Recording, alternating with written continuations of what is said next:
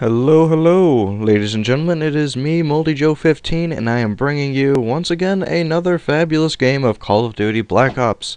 This time I'm playing a little ground war domination on Convoy, and, I don't know why I'm doing so well on these maps that I really don't quite care for. Maybe it's just because they get picked so frequently, but regardless, I'm using my beautiful golden AK-47 with extended mags using Scavenger Pro, Sleight of Hand Pro, and Second Chance Pro. But, what can I really do to give this gameplay justice? Not much. I could go step by step and tell you what's going on. Oh, here I'm capping a flag, and I'm gonna round up, hop on this truck, see if I can find anyone. See, there's some guy going up those stairs, shoot him in the back, and get 50 points for the kill because it is domination, not TDM. TDM would have given me 100 points for the kill, but I'll take the 50 as it comes. No, I could just go on like that, but today I want to talk about E3 that just happened a couple days ago, and I watched some of it. Most of the Microsoft press conference, at least, and I took some notes about E3, and it started off with the presentation for Modern Warfare 3. The campaign, it was you're taking down a submarine, doing stuff like that.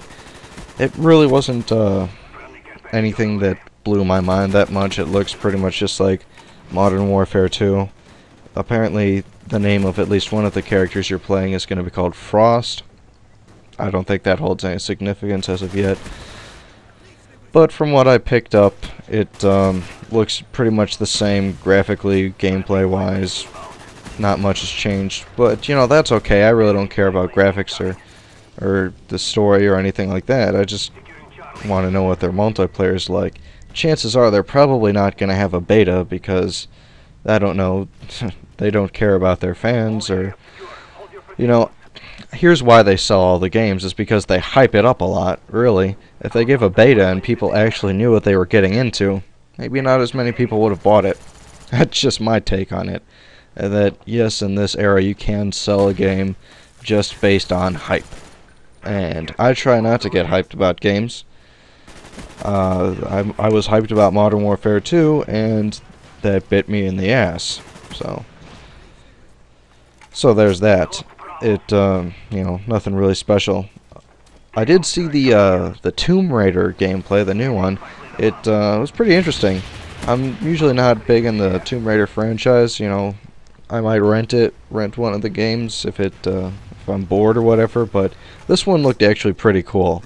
It's supposed to be like a prequel to everything about how Lara Croft first got into, adventures and treasure hunting and all that. And wow, it was pretty visceral. She was scared, and she wasn't this crazy superhero that you see in all the other games. She was afraid. She was getting her ass kicked a lot. Like, she had to light herself on fire to get out of this trap, and then got stabbed in the stomach with some spike. It was cool. Definitely check that game out when it comes out. It looks like it'll be pretty nice. And Mass Effect 3, I saw that, and that was pretty cool. I've played both Mass Effect games, and I liked them a lot. They were pretty awesome. A nice change of pace from the average shooter. Put a little bit of the RPG elements in there. I liked it a lot. And Mass Effect 3 looks like it'll be a lot more interactive with the voice commands they issued. You could command your teammates. By the way, confirmed they're going to have Mordin, Liara, and Garrus in the sequel. I don't know if Mordin can be on your team, but I know he had Liara and Garrus on his team for sure. And the voice commands were pretty cool. You could be like, Liara, move up, and then she'd move to where you were aiming. And then you could be like, Garrus, concussive shot, and then he'd shoot at the guy you were aiming at. And that's pretty tactful. Pretty tactful. I'll use that as a word. And you also you're also given the ability to say out any of the dialogue options you wanted to say, and it would recognize that too. Makes it a little bit more immersive. And so that was cool. If anyone's into Tom Clancy games, I mean, I'm into Splinter Cell, but other than that, I don't play much Tom Clancy games. But the new Ghost Recon game looks pretty interactive, if you ask me. It's, as far as I know, fully Kinect compatible. So if you're looking for a good shooter for Kinect, that might be something worth looking into. But what really blew my mind was the gunsmith part of their presentation. Like, he had one gun, and then he just, like, swished his hands, and then the gun completely disassembled, and you could fine-tune, like, 20 different parts of a gun, all the way down from, like, the sights, the stock, the barrel, to the gas operating system that, you know, helps with the gun. And they said there's up to 20 million unique weapon combos. That's pretty cool. And then you could, like, say out voice commands like optimize for close range combat, optimize for range combat, and stuff like that, and it would automatically optimize. Or you could just say randomize and get a random gun. That was cool. That was cool.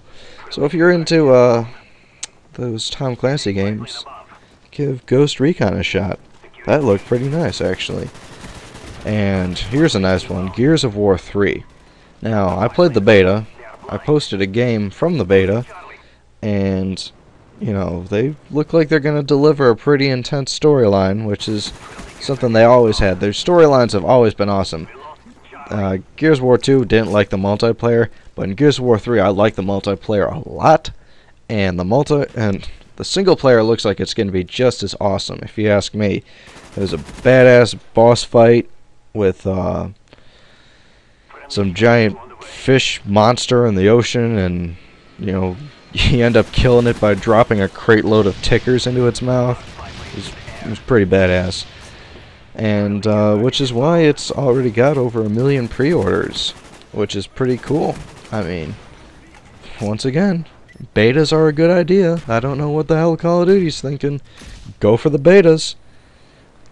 They also mentioned there would be a new Halo 4, and I'm not too excited about that.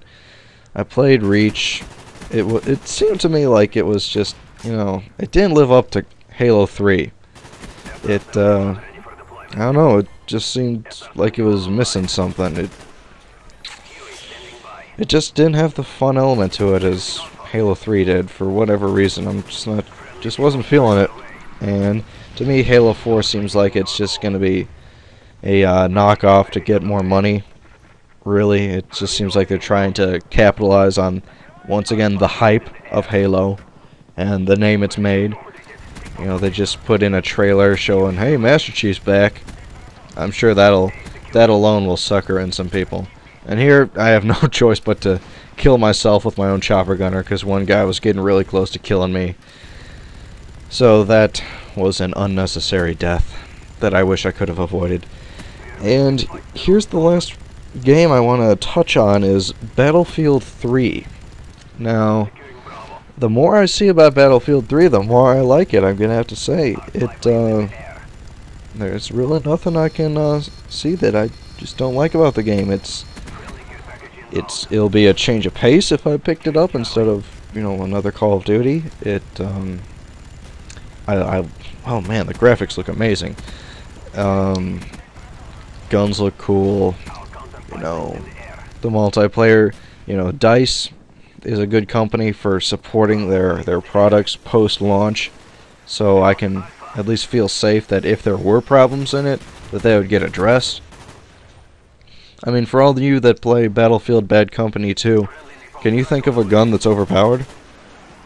Go ahead, I can wait all day. Think about one gun that is completely game-breaking, and if the other team's using it, completely screws you over. Can't really do that, can you? Just saying. This might be the year that Battlefield finally kills Call of Duty. And frankly, I'm hoping for it, because for the sake of this industry, we need to move past being able to sell games solely based on the hype that's created. And, well, that's my sentiments on the topic, and I'll see you guys later. Bye-bye.